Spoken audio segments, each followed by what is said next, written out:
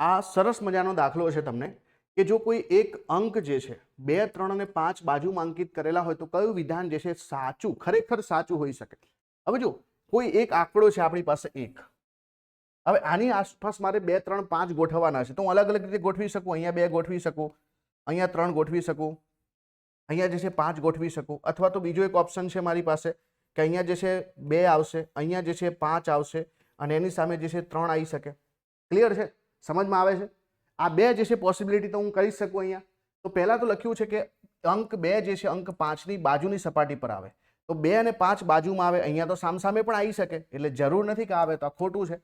2 અને 5 વિરુદ્ધ સપાટી પર આવે તો 2 અને 5 જે છે બરાબર એ બાજુમાં પણ આવી શકે એટલે આ ખોટું છે. એક અંક 4 ની વિરુદ્ધ સપાટી પર અંકિત થયેલો હોય. હવે તમે કેવી રીતે કહી શકો? માનો કે અહીંયા જે છે આ જગ્યા ખાલી છે તો હું અહીંયા 4 મૂકી શકું, અહીંયા પણ હું 4 મૂકી શકું, અહીંયા 6 પણ મૂકી શકું, 4 પણ મૂકી શકું. તો હું શ્યોર શોર્ટ ના કહી શકું કે મારે અહીંયા જે છે એની સામે 4 મૂકવો પડે, પણ આપણે એટલું કહી શકીએ કે 4 અંક જે છે 6 ની બાજુની સપાટી પર આવે. કેમ કે તમે જો આને ક્લોઝ કરશો તો આ 4 છે તો ઉપર જે એક જગ્યા ખાલી રહી આપણે 6 મૂકવો પડશે, તો 4 અને 6 હંમેશા એકબીજાની બાજુમાં આવશે. એટલે આ જે છે ઓપ્શન નંબર એ અહીંયા સાચો કહી શકાય. જો તમે પાસો સરસ મજાથી જે છે સમજ્યા હોય તો તમને આ તરત ખબર પડે કે જો પાસાને ખોલીએ તો આ રીતે બરાબર 4 બાજુ ખુલી જશે અને ઉપર એક બાજુ આવશે, તો 4 અને 6 હંમેશા એકબીજાની આસપાસ આવશે.